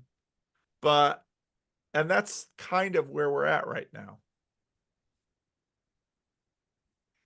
So talk about Daniel Dennett saying that patterns aren't real. Do you think that he's like thinking materialistically because he talked to Vervaeke and he's more of he speaks about physicalism because you have energy also as taken as Did real. Dennett speak to Vervaeke? No. But I was thinking Oh, about Vervaeke speaking about this idea of like yeah. energy being real. Of course, patterns they're real in a way. Hyper Um, objects, yeah, that book. yeah. I think that It's so. so funny if you say evolution isn't real. You're either an ardent materialist that Yeah, doesn't think that patterns are real, or you're a conservative Christian. Funny the way these things work, isn't it? yeah. Now, It is. Daniel Dennett would say, of course, evolution is real. Is it a thing?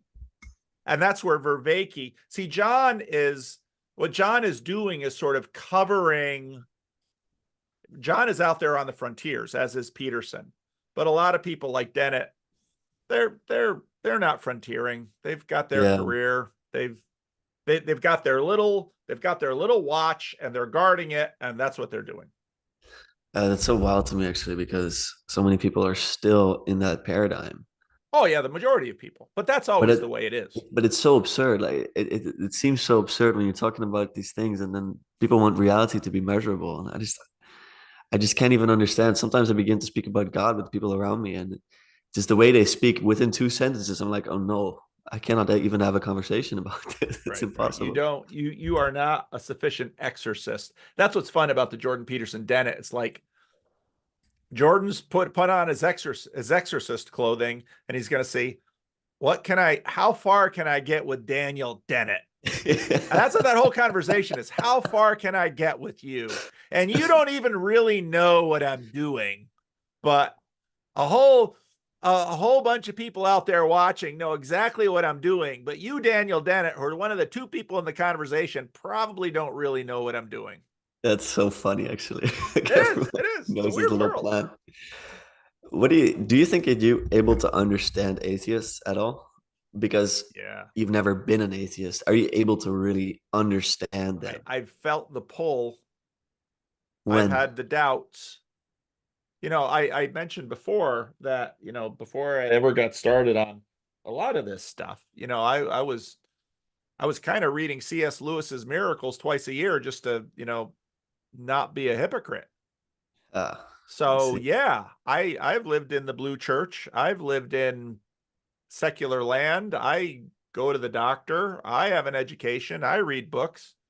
So no, I think I have some understanding of, because there's these categories. You talked again about being a Christian.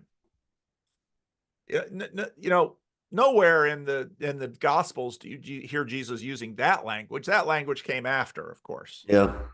So, Jesus uses other language. Are you disciple? Do you follow me? And Jesus uses pretty stock Second Temple Judaism terms, not the Christian terms that will develop in his wake fairly soon after. So, these labels, we can't live without them, but we have to use them guardedly, because there's a lot of atheism in me. And how can there not be, given when I am living? Is Jordan a Christian? Does he trust Jesus more than he trusts himself? I'd say so. Well, then your book he is. It's funny, some people they listen to Jordan and they think he's an atheist. That's the people that like Jordan for his sciencey stuff. Yeah. And then the other case is true with people that like his religion stuff. It's like, wow, you're actually Orthodox, you're a Christian. It's funny how that goes. Yeah. So and I think, again, as with John Vervaeke, God is using him. God has him on a path. Mm. And I believe that. And so God is God.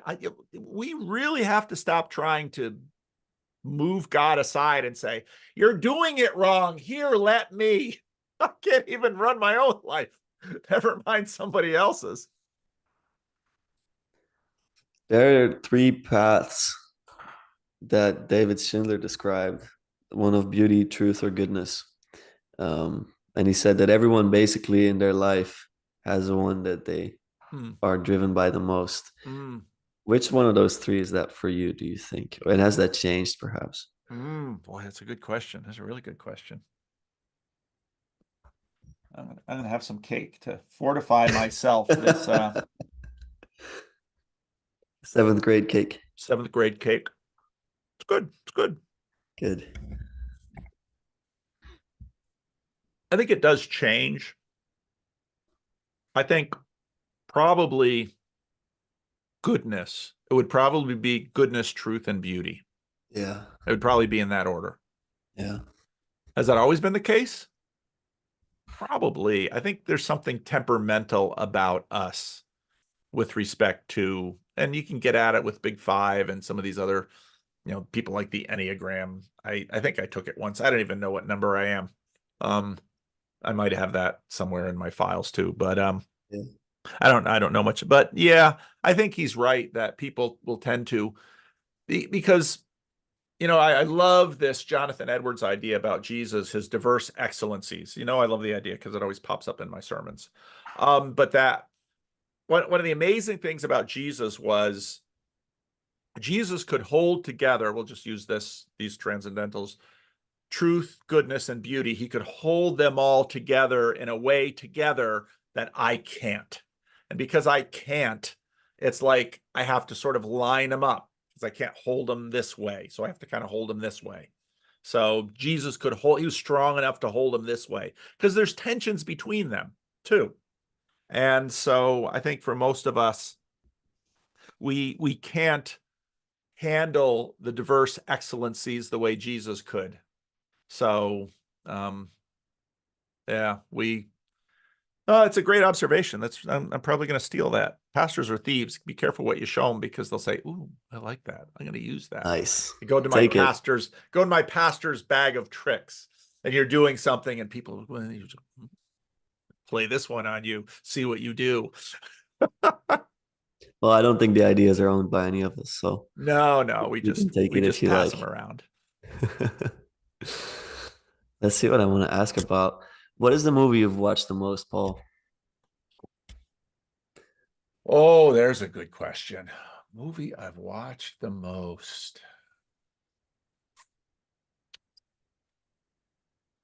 I've watched The Matrix a lot. I watched Band of Brothers, even just for Oh the yeah. soundtrack. Grim Grizz always has a saving story. I always choose heart. Band of Brothers, it's all about heart. Yeah. When I was your age, I watched The Razor's Edge, the Bill Murray movie. Somerset Maugham's book. Interesting, interesting thing for a guy in his young early 20s. That was a favorite book in college. Um, I guess technically, probably the answer is Lord of the Rings trilogy because we watch them like Christmas to New Year's with my kids. We've been doing that for Really? years. And so I don't repeat watch a lot of movies.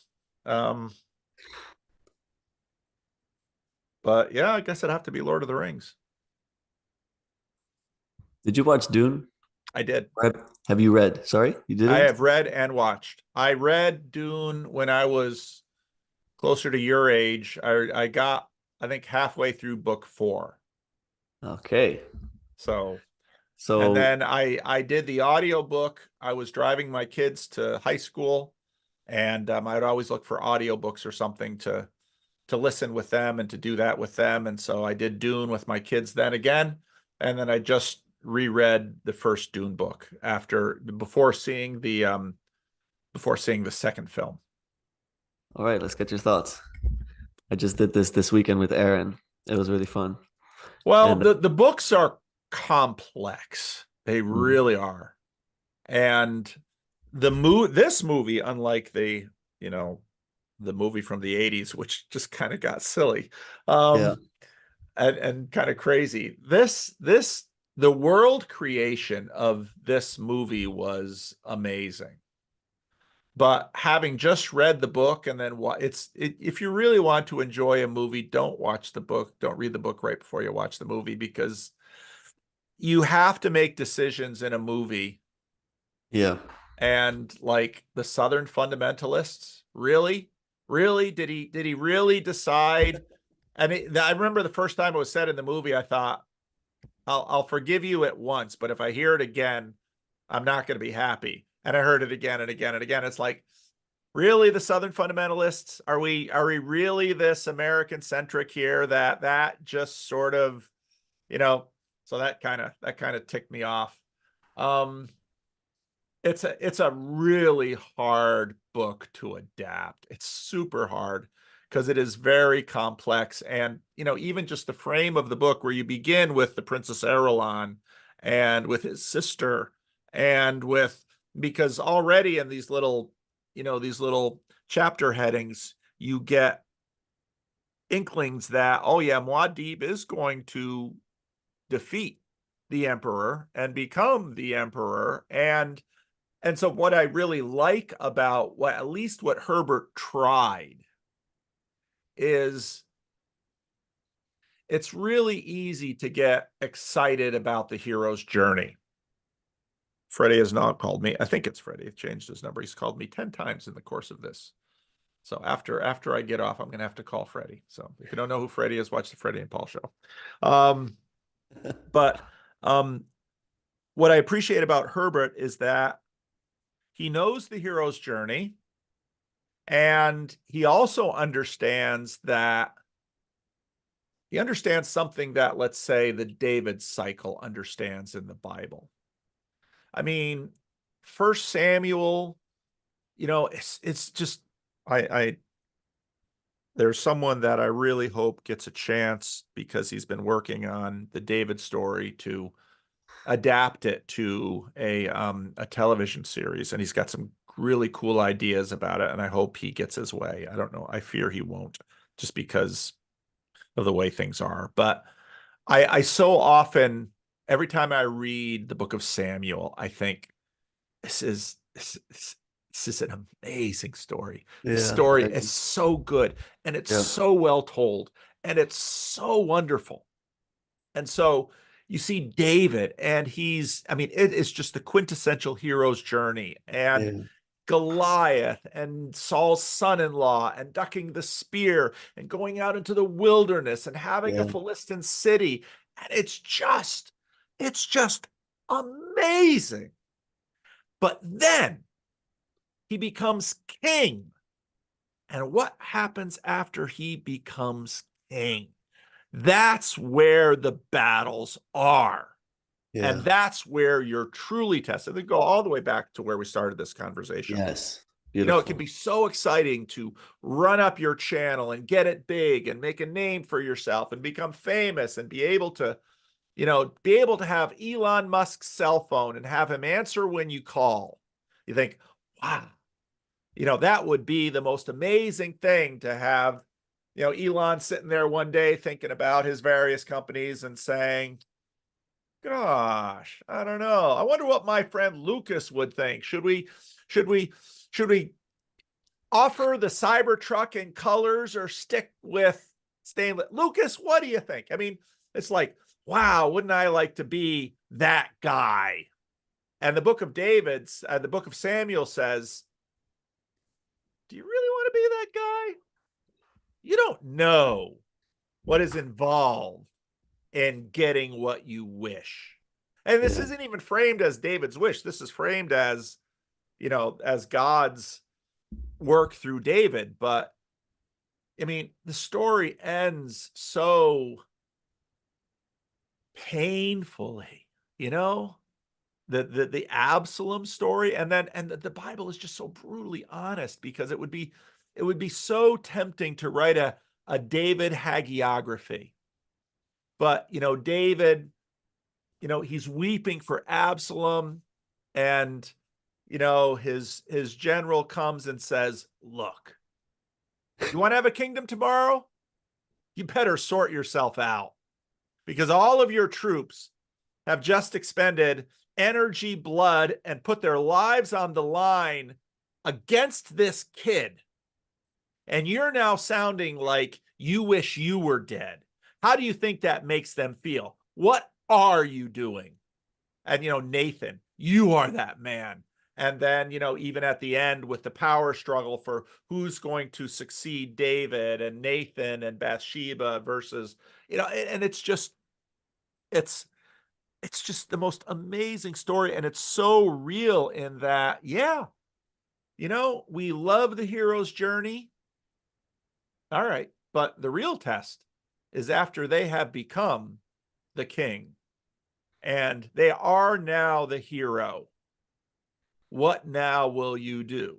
And the story could have focused on the way that David subjugated Edom and Ammon and Moab and all of his neighbors, and the way that David, you'll get some of that in Solomon, but story could have focused there, but it doesn't. And Dune has some of that. And so that's part of the reason I respect it, because Yeah. it knows to become king is one thing. In some ways, relatively easy. Just, and David doesn't even do it. I mean, kill the present king and replace him. That's the way most people become king or inherit it. So that's relatively easy. Now, being a good king, way harder. I want to clip that out like a Santa Claus clip. You said There it you so go. perfectly. You said ho ho ho. Very good. That is awesome. You can have some branding for your channel. Oh yeah, we'll do that. I um I discussed doing this weekend with Aaron and Yeah. Stefan. He's What a did friend you of guys mine. think? I gotta Oh, check. I gotta check on my ladies here. I got the camera, but keep talking. I can hear you. of course, I keep talking. The main thing that we felt was that the heart was missing, the emotions, let's say. Hmm. It's hard to connect with the characters. Ah, yeah, You yeah. I could see? see that. It's like a war movie in many ways. It's a Yeah, movie about Mars, you know, and yeah. it's very epic. But then I don't feel the connection between Paul and I'm forgetting the girl's name, but it's just not as Channy. yeah, Chani. I feel that love is what missed for me. Well, I and didn't I feel don't that love think as the much. movie communicated as well as the book. Yeah, I agree. And again, I think part of my criticism often for these adaptations are this is an adaptation in 2024, and the book was written in the 60s. And feminism demanded that Channy be a certain way for the 2024 audience, and they would have not, I mean, basically, okay, Princess Irulan and Chani, and you know, the boy, am I going to get in trouble for what I'm about to say. Um, Women in the 1960s, in a certain way, understood certain things that cultural norms required of them, and they fulfilled them. Now, that itself isn't um, dangerous, but how you think about that. Men continue today to have to follow certain norms. Because if a woman gets upset, they call the therapist. But if a man gets upset, they call the police. And rightfully so. So I there were I if if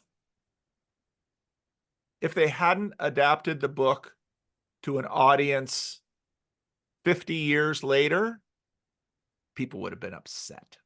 And there would have been all kinds of YouTube videos and things about how dare Chani just accept her role as a concubine.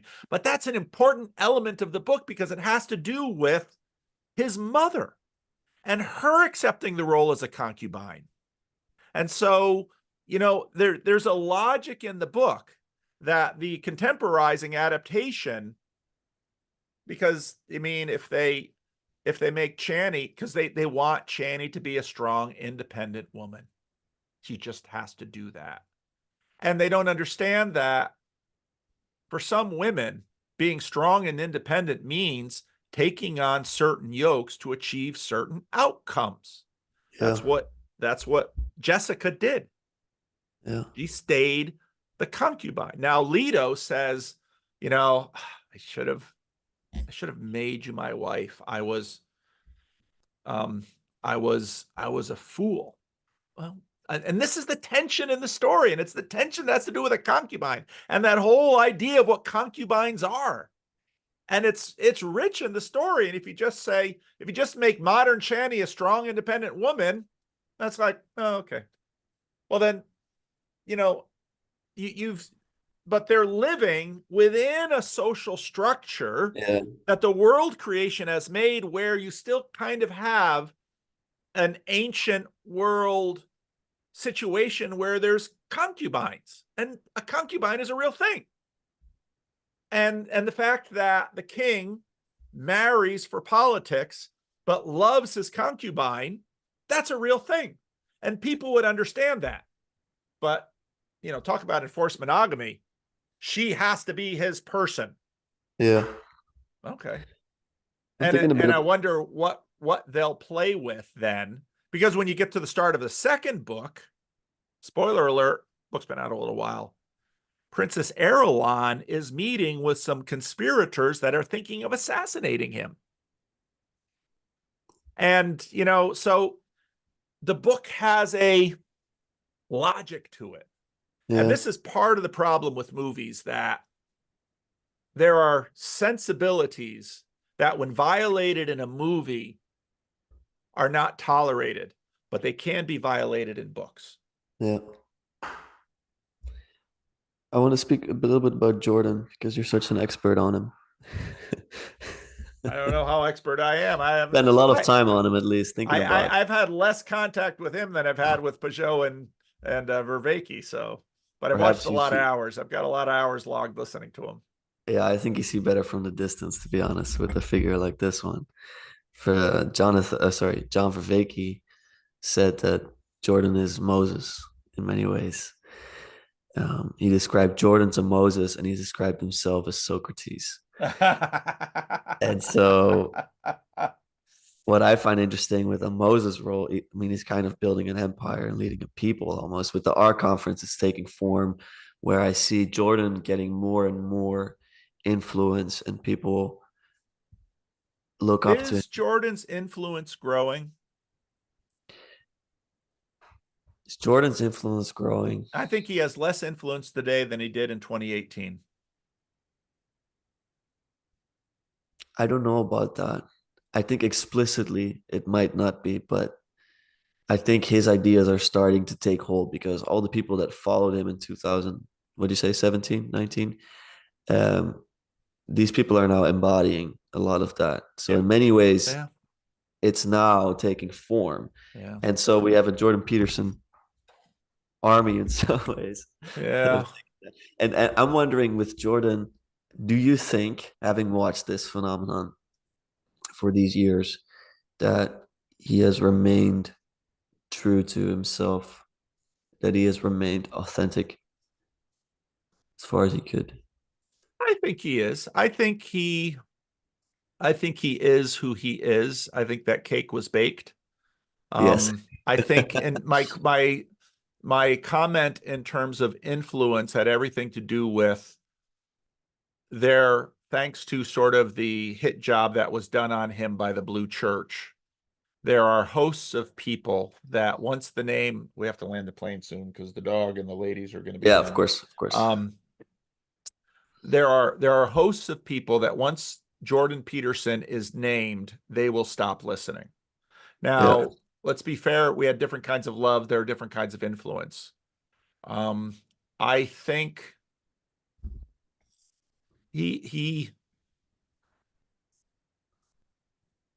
hmm. See, the Moses thing is interesting in that there are some Mosaic qualities to this, but I see Moses had Israel. yeah, Jordan Peterson, the first talk back with Peugeot really kind of challenged him and said, you need a covering. You need to be under authority. You need to be in a church. Now, Jordan, I'm on the border of things. Okay. The difficulty is that you you have fans.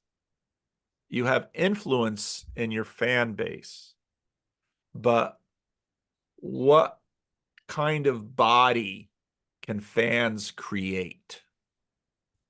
So, and I've had, it's been interesting just in terms of what I've done because I also, like Jordan, in some ways, I've resisted. I didn't start the Paul Vander Klay Company or Estuary Inc. or any of these things. 2, 3 years ago, people were kind of, you need to start this one thing so that we can sort of have a formal structure and so on and so forth. I didn't want to do that. I wanted um, I think there is a body, and sometimes it's called this little corner. Sometimes it's a flotilla. It's still kind of amorphous. There is a body sort of around me, but I have always wanted that body to not be just sort of downstream. I don't want there to be Vander Klayians the way there are Calvinists or Lutherans or Petersonians or Peugeotians or Vervaekians. I don't want there to be Vander Klayians. And I think I don't know what Jordan wants.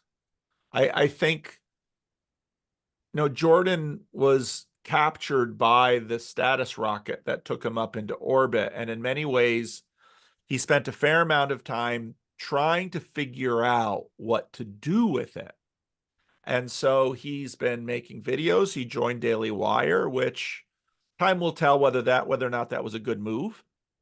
Um, he's continuing to do his tour, and I can't criticize him for not having a plan because I don't have a plan. But I think he does look at certain kinds of metrics to figure out influence and impact.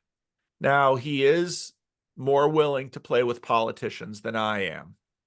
Um, I am much more geared and oriented towards something church-like. That's natural. I'm a pastor.